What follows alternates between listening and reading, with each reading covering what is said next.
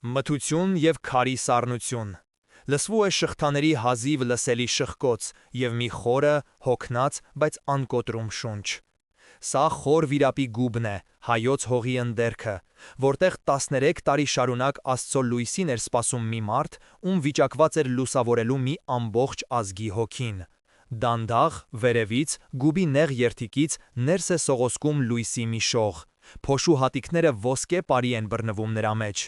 Լույսը ընկնում է Սուրբ Գրիգոր Լուսավորչի հյուծված, սակայն աղոթքով պայծառացած դեմքին։ Նա մոտ 45 տարեկան է, սակայն այս դժոխային փոսում անցկացրած տարիները նրան դարձրել են ժամանակից դուրս մի կերպար, ոչ երիտասարդ, ոչ ծեր, այլ հավերժությանը հաղորդ մի հոգի։ Նրա աչքերը փակ են, բայց շուրթերը շարժվում են, ոչ թե բողոքի կամ հուսահատության խոսքեր շշնջալով, այլ ներում աղերսելով իրեն այստեղ նետող Տրդատ թագավորի և իր հալածիչների համար։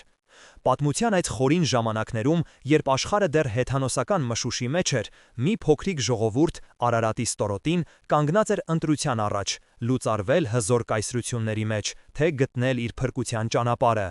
Այդ ճանապարհը լուսավորվեց ոչ թե թրով ու զենքով, այլ այս մարդու աներեր հավատքով, որը հրաշքով ողջ մնաց օձերով լի գուբում։ Եվ երբ նա դուրս եկավ այնտեղից, ոչ թե վրեժի, այլ բժշկության խոսքը բերեց իր շուրթերին, և հայոց աշխարհը, թագավորով ու ժողովրդով, մկրտվեց Արաքսի ջրերում, դառնալով աշխարհում առաջինը, որ Քրիստոսի լույսն ընդունեց որպես պետական հավատք։ Ջան բարեկամներ, եթե սիրում եք այսպիսի սուրբ պատմություններ, որոնք մեր ազգի հոգու հիմքն են, բաժանորդագրվեք մեր ալիքին և սեղմեք զանգակի կոճակը, որպեսզի բաց չթողնեք մեր հոգևոր զրույցները։ Աստծո անունով մենք չպետք է մոռանանք մեր հոգևոր փորձառությունները, քանզի դրանք են մեր արմատները։ Եվ մինչ մենք կշարունակենք, խնդրում եմ մի պահ մտածել և կիսվել մեկնաբանություններում։ Ո՞րն է եղել ձեր կյանքի այն դժվարին պահը, երբ զգացել եք, որ Աստծո հրաշքը կամ անբացատրելի միջամտությունը փրկել է ձեզ կամ ձեր հարազատին։ Այդ օրը, հայոց մկրտության օրը, սկիզբ դրվեց ոչ թե պարզապես մի կրոնական կառույցի, այլ մի հոգևոր տապանի կառուցմանը։ Մի տապան, որին վիճակված էր հայ ժողովրդին անցկացնել պատմության ամենադաժան փոթորիկների, ամենասոսկալի ջրհեղեղների միջով։ Այսօր մենք միասին կբացենք այս սրբազան տապանի դռները և կփորձենք հասկանալ, ինչպես այն դիմացավ 2000-ամյակի փորձություններին, երբ թվում էր, թե ամեն ինչ կորած է։ Մենք կխոնարհվենք ոչ միայն Սուրբ Գրիգոր Լուսավորչի, այլև Սուրբ Մեսրոպ Մաշտոցի առաջ, ով Աստծո շնորհով կերտեց մեր գրերը, դրանք վահան դարձնելով ձուլման դեմ։ Կոգեշնչվենք Սուրբ Վարդան Մամիկոնյանի սխրանքով, ով իր զորքի հետ նահատակվեց հավատքի կանթեղը վար պահելու համար։ Կլսենք Սուրբ Ներսես շնորհալու իմաստուն խոսքը, որը դարերի միջից մեզ միասնության կոչ է անում։ Եվ կհիշենք այն անանուն հազարավոր քահանաներին, կաթողիկոսներին և հասարակ հավատացյալներին, որոնք իրենց կյանքի գնով պահպանեցին այս տապանը։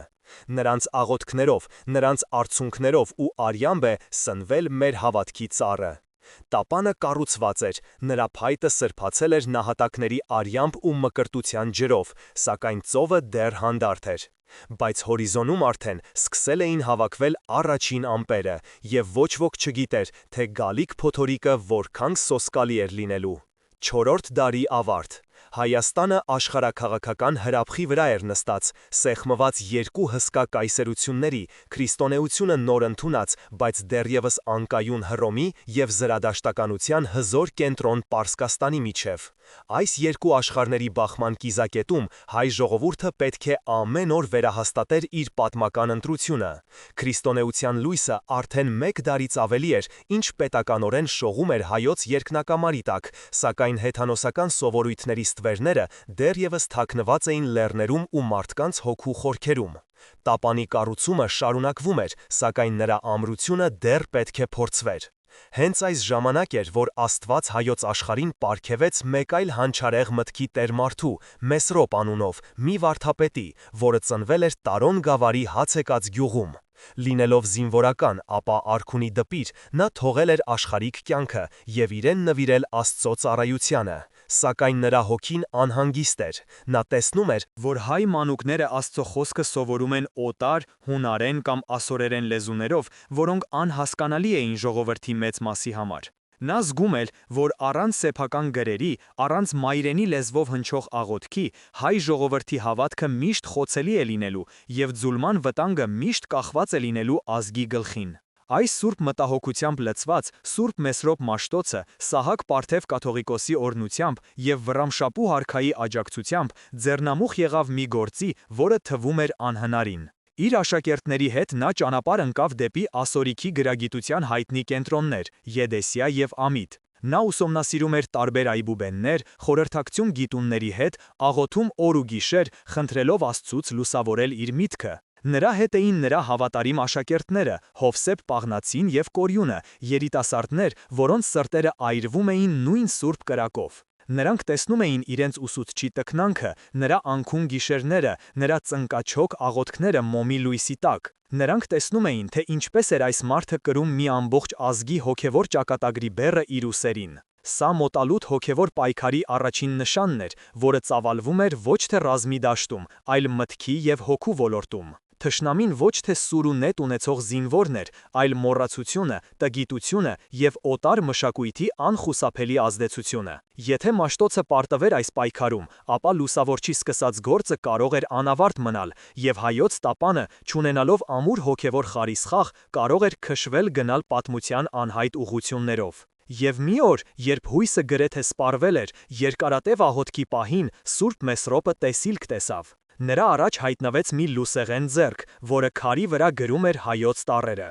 Դրանք 36 հրաշալի նշաններ էին, որոնք ոչ միայն հնչյուններ էին արտահայտում, այլև իրենց մեջ կրում էին աստվածային իմաստություն և ներդաշնականություն։ Մաշտոցի սիրտը լցվեց անսահման երախտագիտությամբ։ Նա հասկացավ, որ սա ոչ թե մարդկային մտքի, այլ Աստծո պարգևն էր իր տառապյալ ժողովրդին։ Անսահման ուրախությամբ լցված Սուրբ Մեսրոպ Մաշտոցը և նրա աշակերտները վերադարձան հայրենիք, իրենց հետ բերելով ոչ թե ոսկի ու գանձեր, այլ մի բան անհամեմատ ավելի թանկ՝ հայոց գրերը։ Վաղարշաբաթ մայրաքաղաքում նրանց դիմավորեցին մեծ հանդիսությամբ։ Սահակ Պարթև կաթողիկոսը, տեսնելով աստվածատուր տառերը, արցունքն աչքերին գրկեց Մաշտոցին և օրհնեց նրա սուրբ գործը։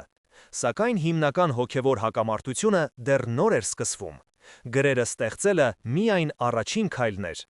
Այժմ պետք էր այդ գրերով ստեղծել հայալեզու հոգևոր գրականություն, թարգմանել Աստվածաշունչը և ամենակարևորը՝ հաղթահարել այն դիմադրությունը, որն անխուսափելիորեն առաջանում էր։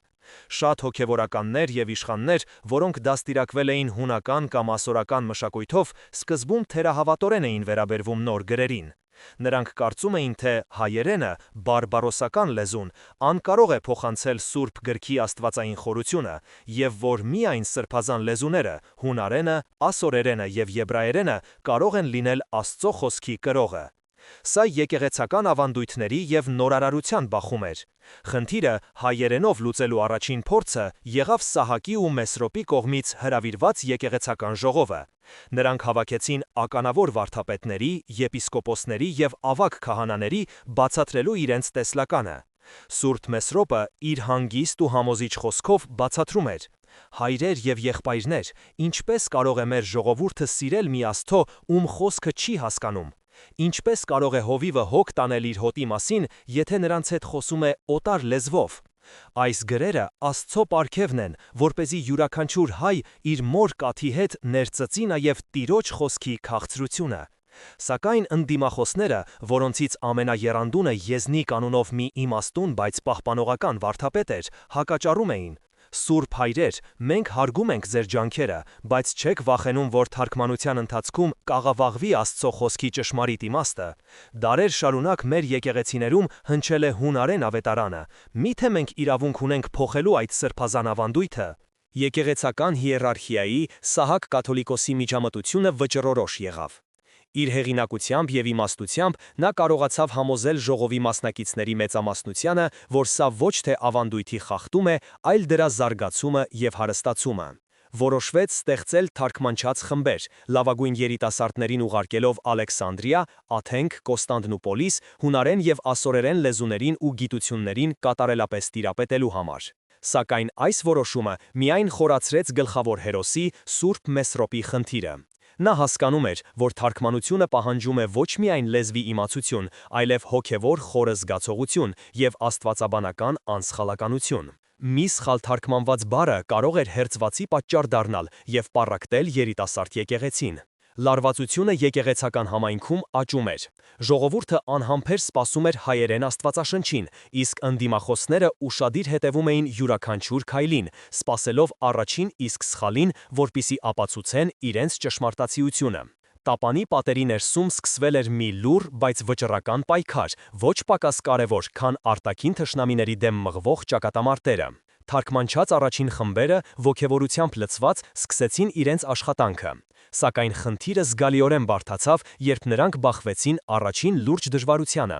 Հայերենը, լինելով հարուստ և պատկերավոր լեզու, պարզապես չուներ այն աստվածաբանական և փիլիսոփայական բառապաշարը, որը դարերի ընթացքում մշակվել էր հունարենում։ Ինչպես թարգմանել այնպիսի բարդ հասկացություններ, ինչպիսիք են համագոյություն, միասնեություն, բնություն, առանց աղավաղելու դրանց նրկին իմաստը, որոնց շուրջ բուռն վեճեր էին ընթանում ողջ քրիստոնյա աշխարհում։ Առաջին թարգմանությունները, որոնք կատարվեցին ասորերենից, թերի էին և երբեմն նույնիսկ սխալ։ Երբ այս նախնական տարբերակները սկսեցին տարածվել եկեղեցիներում, ընդդիմախոսները Եզնիկ վարդապետի գլխավորությամբ ստացան իրենց ձեռք ընկած հաղթաթուղթը։ Նրանք սկսեցին բարձրաձայնել, որ իրենց մտավախությունները արդարացված էին և որ հայերեն թարգմանությունը ոչ միայն թուլացնում, այլև աղանդավորական մտքեր է սերմանում ժողովրդի մեջ։ Եկեղեցու պատիվը և հայ հոգևորականության հեղինակությունը վտանգված էին։ Ինչ կասեն հավատացյալները գործոնը դարձավ ճնշման հզոր լծակ։ Ժողովուրդը, որն այնքան անհամբեր սպասում էր մայրենի ավետարանին, այժմ շփոթության մեջ էր։ Մի կողմից իրենց հոգևոր առաջնորդներն էին Սահակն ու Մեսրոպը, մյուս կողմից ոչ պակաս հարգված իմաստուն վարդապետները, որոնք զգուշացնում էին վտանգի մասին։ Հայ եկեղեցական ավանդույթների ճնշումը ծանրացավ Սուրբ Մեսրոպի վրա։ Ավագ սերնդի հոգևորականները, որոնք իրենց ողջ կյանքում աղոթել էին հունարեն, խորհուրդ էին տալիս նրան չշտապել, գուցե նույնիսկ ժամանակավորապես դադարեցնել թարգմանությունները, մինչև որ ավելի բարենպաստ ժամանակներ գան։ Նրանք անկեղծորեն մտահոգված էին եկեղեցու միասնության համար և վախենում էին պառակտումից։ Մի երեկո, երբ Մաշտոցը մենակ աղոթում էր իր խցում, նրա մոտ այցելեց Սահակ կաթողիկոսը։ Նրա դեմքը հոգնած էր և մտահոգ։ «Մեսրոպ, եղբայր իմ», ասաց նա հոգոց հանելով, լուրեր են հասնում, որ որոշ գավառներում քահանաները հրաժարվում են ընդունել նոր թարգմանությունները։ Ժողովուրդը երկու խմբի է բաժանվել։ Մեր սկսած գործը, որ պիտի միավորեր մեր ազգը Աստծո խոսքի շուրջ, կարծես թե պառակտման պատճառ է դառնում։ Գուցե ճիշտ են ասում հայրերը, գուցե պետք է սպասել։ Այդ պահին Սուրբ Մեսրոպը գիտակցեց խնդրի իրական մասշտաբները։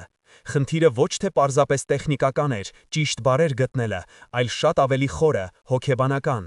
Նա պետք է ոչ միայն թարգմաներ գիրքը, այլև հաղթահարել մարդկանց մտքում արմատացած վախը նորի նկատմամբ, կոտրել օտարամոլության դարավոր սովորույթը։ Նա հասկացավ, որ միայնակ չի կարող հաղթահարել այս խոչընդոտը։ Նրա հույսը, իր աշակերտները դեռևս օտար երկրներում էին, իսկ ինքը Հայաստանում կարծես մեկուսանում էր։ Նրա սկսած մեծ գործը կանգնած էր փլուզման եզրին։ Թվում էր, թե տապանի ներսում բարձրացած այս փոթորիկը կարող է խորտակել այն ավելի արագ, քան ցանկացած արտաքին թշնամի։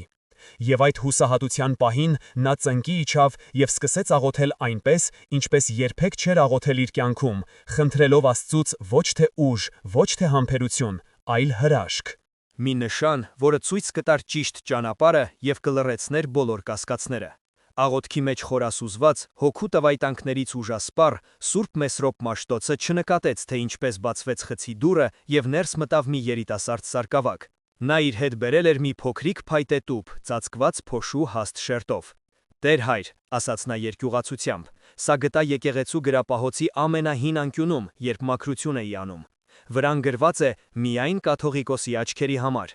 բայց քանի որ հայր Սուրբը հանգստի է քաշվել, համարձակվեցի ձեզ մոտ բերել»։ Մաշտոցը մեխանիկորեն վերցրեց տուփը։ Այն հին էր, շատ հին։ Կափարիչի վրա փորագրված էր լուսավորչի խորհրդանիշը, աջը, որը լույս է սփռում։ Ձեռքերի դողը հազիվ զսպելով նա բացեց այն։ Մեջը ոչ թե ոսկի էր կամ թանկարժեք քարեր, այլ մի քանի մագահաթյա փաթեթներ, գրված ոչ թե հունարեն կամ ասորերեն, այլ անծանոթ, բայց միևնույն ժամանակ հարազատ թվացող նշանագրերով։ Եվ այդ պահին տեղի ունեցավ հրաշքը։ Երբ Մաշտոցի հայացքը սահեց այդ տառերի վրայով, նրա մտքում, ինչպես կայծակի հարվածից, բացվեց մի անհավանական ճշմարտություն։ Դա աստվածային հայտնություն էր, որը միանգամից փոխեց ամեն ինչ։ Նա հասկացավ, որ իր տեսիլքը, լուսեղեն ձեռքը, որ գրում էր քարի վրա, ոչ թե նոր տարրերի ստեղծումն էր, այլ վաղուց մոռացված, հեթանոսական ժամանակներից եկող հայկական հին նշանագրերի վերականգնումը, քրիստոնեական ոգով վերաիմաստավորված։ Աստված նրան ոչ թե նոր այբուբեն էր տալիս, այլ վերադարձնում էր իր ժողովրդի կորսված հիշողությունը։ Այս տարրերը, որոնք դարեր շարունակ թաքցված են եղել, որպիսի հեթանոս քրմերի հետ միասին չոչնչացվեն, իրականում հայ ժողովրդի հոգու բանալին էին։ Նա հասկացավ, թե ինչու էին իրեն այդքան տանջում թարգմանությունները։ Բանն այն չէր, որ հայերենը աղքատ էր։ Բանն այն էր, որ նա փորձում էր օտար հասկացությունները մեխանիկորեն տեղափոխել հայերենի մեջ, մինչդեռ այս հին գրերը ցույց էին տալիս, որ հայերենն ի սկզբանե ունեցել է իր սեփական, յուրահատուկ աստվածաբանական եւ փիլիսոփայական համակարգը, որը պետք էր ոչ թե փոխարինել, այլ քրիստոնեացնել։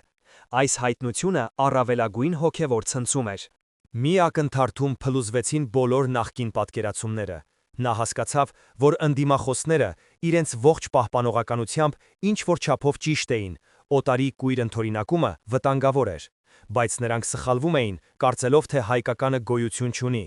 Այն գոյություն ուներ, պարզապես թաքնված էր, սպասելով իր ժամին։ Մաշտոցը ցնցված էր։ Նրա մտքով անցան վերջին ամիսների բոլոր իրադարձությունները, եւ դրանք բոլորը ստացան նոր իմաստ։ Նա հասկացավ, թե ինչու էր Սահակ կաթողիկոսը, որը լուսավորչի տոհմից էր, այդքան պնդում հայերենի կարևորությունը, գուցե ենթագիտակցորեն զգալով այս թաքնված ժառանգության մասին։ Նա հասկացավ, որ իր պայքարը ոչ թե զրոյից ինչ-որ բան ստեղծելու, այլ կորսվածը վերագտնելու համար էր։ Այդ պահին նրա հոգուց ընկավ կասկածի ծանր բեռը։ Նա այլևս չէր վախենում ոչ մի քննադատությունից, ոչ մի մեղադրանքից։ Նա գտել էր իր ճանապարհը, եւ այդ ճանապարհը ոչ թե օտար ուղիներով էր անցնում, այլ իր սեփական ժողովրդի հոգու խորքերով։ Նա գիտեր, որ այսուհետ թարգմանությունը պետք է լինի ոչ թե բառացի, այլ ստեղծագործական, հայկական մտածողությանը եւ ոգուն համահունչ։ Նա պետք է ստեղծեր ոչ թե հունարենի կամ ասորենենի կրկնօրինակը, այլ հայալեզու, հայահունչ եւ հայամիտ քրիստոնեական գրականություն։ Այդ գիշեր տապանի ներսում փոթորիկը հանդարտվեց եւ ծագեց նոր հայատար արշալույսը։ Հաջորդ առավոտ Սուրբ Մեսրոպ Մաշտոցը, իր հետ վերցնելով հին մագաղատները, ներկայացավ Սահակ Պարթև կաթողիկոսին։ Ամբողջ հայ եկեղեցական համայնքի արձագանքը կախված էր այս մեկ մարդու, լուսավորչի շառավղի խոսքից։ Երբ Մաշտոցը բացեց նրա առաջ հայտնության գաղտնիքը, ցույց տվեց հին նշանագրերը եւ բացատրեց դրանց աստվածային ծագումն ու ազգային նշանակությունը, կաթողիկոսի դեմքը սկզբում արտահայտում էր անսահման զարմանք, ապա խորը հուզմունք եւ վերջապես պայծառ ուրախություն։ Նա հասկացավ, որ իր նախնիների աղոթքները լսելի են եղել եւ որ Աստված չի լքել իր ժողովրդին։ Սկսվեց եկեղեցական հարաբերությունների եւ համոզմունքների արմատական վերանայում։ Կաթողիկոսը անմիջապես հրավիրեց երկրորդ, այս անգամ արտակարգ ժողով։ Երբ Մաշտոցը ներկայացրեց իր գյուտը եւ դրա աստվածային հաստատումը, դահլիճում սկզբում խորը լռություն տիրեց, ապա այն փոխարինվեց զարմացական բացականչությունների եւ ուրախության շշուկների։ Այն հոգևորականները, որոնք մինչ այդ տատանվում էին, այժմ դարձան Մաշտոցի ամենաջերմ պաշտպանները։ Նրանք հասկացան, որ սա ոչ թե հեղափոխություն էր ավանդույթի դեմ, այլ ընդհակառակը վերադարձ դեպի իսկական խորը արմատները։ Նոր դաշնակիցներ ձևավորվեցին անսպասելի կողմերից։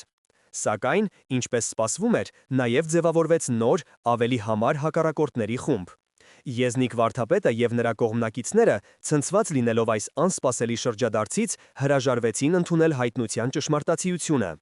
Նրանք այս ամենի մեջ տեսնում էին խորամանկ հնարք, հեթանոսական անցյալը վերակենդանացնելու եւ եկեղեցին համաքրիստոնեական աշխարհից մեկուսացնելու համար։ Սա գայթակղություն է, ասում էր Եզնիկը։ Մենք չենք կարող մեր հավատքի հիմքում դնել անհայտ ծագում ունեցող նշանագրեր, որոնք կարող են դիվային խորհուրդներ պարունակել։ Այսպիսով, եկեղեցու ներսում պայքարը թևակողեց նոր, ավելի սուրբ փուլ։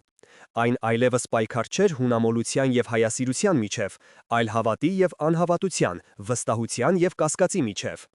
Գլխավոր հերոսի Սուրբ Մեսրոպի համար ձևավորվեց գործողությունների նոր ծրագիր։ Նա հասկացավ, որ միայն խոսքերը բավարար չեն, պետք էր գործով ապացուցել նոր գրերի աստվածային զորությունը։ Սահակ կաթողիկոսի օրհնությամբ նա իր լավագույն աշակերտների Կորյունի, Հովսեփի, Ղևոնդի եւ մյուսների հետ ձեռնամուխ եղավ Աստվածաշնչի թարգմանությանը, այս անգամ ոչ թե ասորերենից, այլ ուղղակիորեն հունարեն բնագրից, որը համարվում էր ամենաճշգրիտը։ Նրանք աշխատում էին օր ու գիշեր, եւ նրանց ձեռքի տակ հայերենը կարծես ծաղկում էր, բացահայտելով իր ողջ հարստությունն ու ճկունությունը։ Նրանք ոչ միայն թարգմանում էին, այլև ստեղծում էին նոր բառեր, նոր հասկացություններ, հայկական հողի վրա աճեցնելով աստվածաբանական մտքի մի ամբողջ պարտեզ։ Առաջինը թարգմանվեց Սողոմոնի Արաքների գիրքը, երբ այն առաջին անգամ հնչեց եկեղեցում հայերենով, ժողովուրդը լսում էր շունչը պահած։ Յուրաքանչյուր բառ պարզ էր, հասկանալի եւ հոգեթով։ Դա այն պահն էր, երբ հայ մարդն առաջին անգամ լսեց Աստծո իմաստությունը իր մայրենի լեզվով եւ այդ պահից սկսած ոչ մի կասկած այլևս չէր կարող խանգարել այս սուրբ գործի հաղթանակին։ Աստվածային հայտնությամբ ոգեշնչված եւ կաթողիկոսի աներկբա աջակցությամբ զորացած Սուրբ Մեսրոպ Մաշտոցը անցավ վճռական գործողությունների։ Նա հասկանում էր, որ միայն թարգմանություններով հնարավոր չէ հաղթել արմատացած թերահավատությանը։ Պետք էր լույսը տանել ժողովրդի մեջ, պետք էր, որ յուրաքանչյուր հայ իր աչքով տեսներ եւ իր ականջով լսեր մայրենի գրերի զորությունը։ Իր լավագույն աշակերտներին հավաքելով նա նրանց բաժանեց խմբերի եւ ուղարկեց Հայաստանի տարբեր գավառներ՝ Գուգարքից մինչև Սյունիք, Տարոնից մինչև Արցախ։ Նրանց առաքելությունը մեկն էր՝ բացել դպրոցներ եւ ուսուցանել մանուկներին նոր այբուբենը։ Սա ուղղակի առճակատում էր ընդդիմախոսների հետ, որոնք շարունակում էին պնդել, թե այս գործը վտանգավոր է։ Երբ Մաշտոցի աշակերտները հասնում էին գյուղեր ու քաղաքներ, նրանք հաճախ բախվում էին տեղի հոգևորականների դիմադրությանը, որոնք Եզնիկ վարդապետի ազդեցության տակ հրաժարվում էին համագործակցել։ Սկսվեց ակտիվ պայքար ճշմարտության եւ եկեղեցական արդարության համար։ Մի անգամ Կոտայք գավառի մի մեծ գյուղում տեղի քահանան Գրիգոր անունով, որը հայտնի էր իր պահպանողական հայացքներով, հրապարակական արգելեց Մաշտոցի աշակերտներին մտնել եկեղեցի եւ դպրոց բացել։ Մեր երեխաները դարեր շարունակ սովորել են հունարեն սաղմոսները, եւ մենք կարիք չունենք ձեր նորահնար նշանագրերի, որոնք գուցե եւ սատանայից են,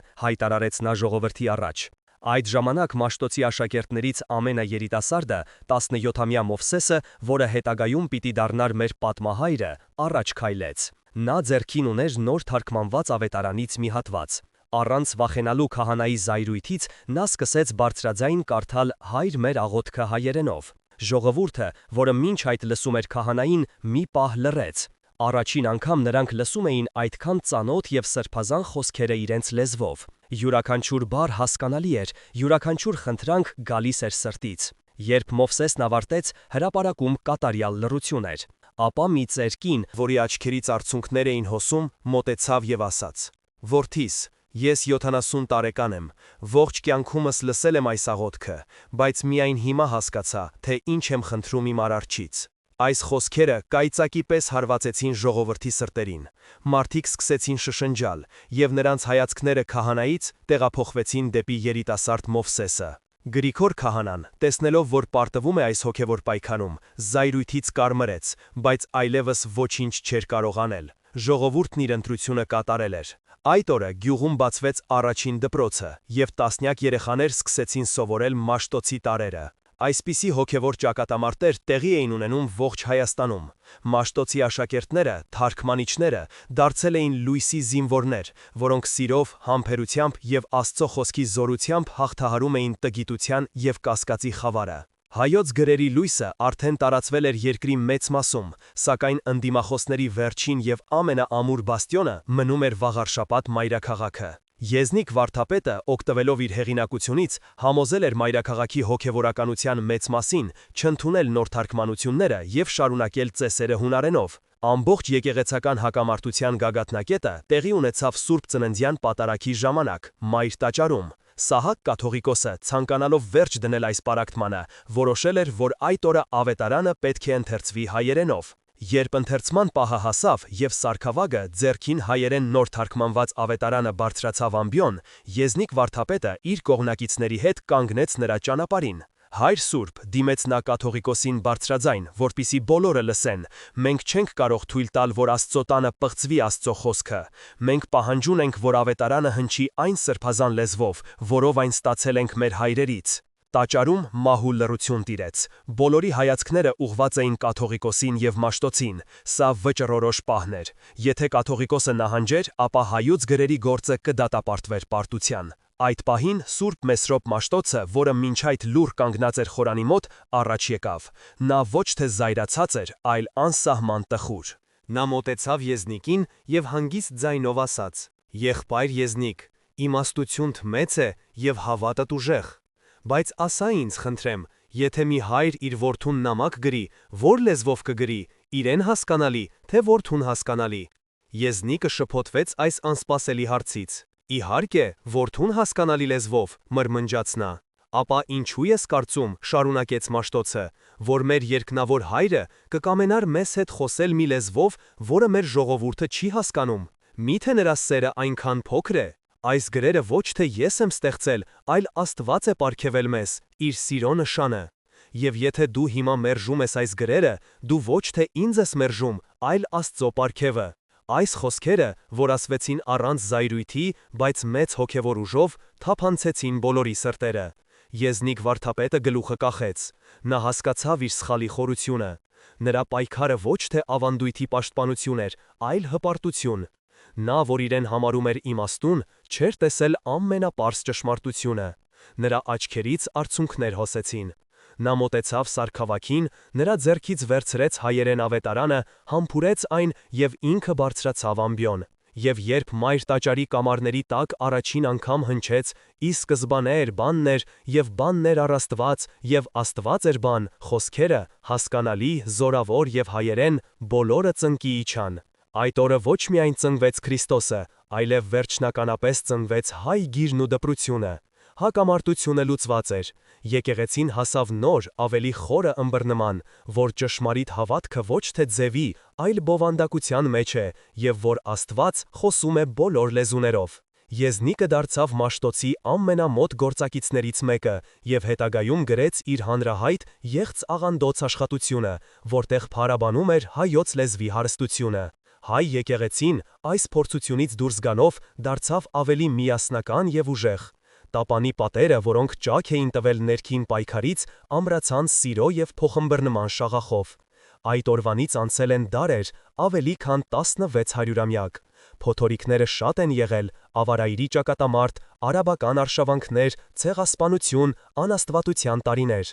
Բայց Տապանը դիմացավ։ Այն դիմացավ, որովհետև նրա հիմքում դրված էր անսասան հավատքը, իսկ պատերը ամրացված էին մեր սուրբ թարգմանիչների կողմից ստեղծված հայերեն աստվածաշնչով։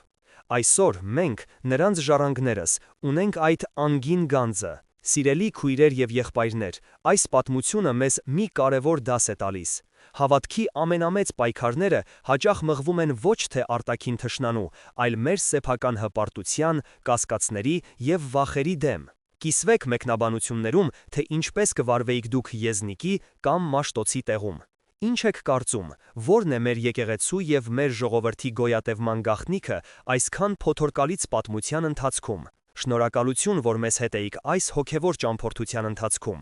Թող Աստծո օրհնությունը լինի ձեզ եւ ձեր ընտանիքներին։ Ամեն։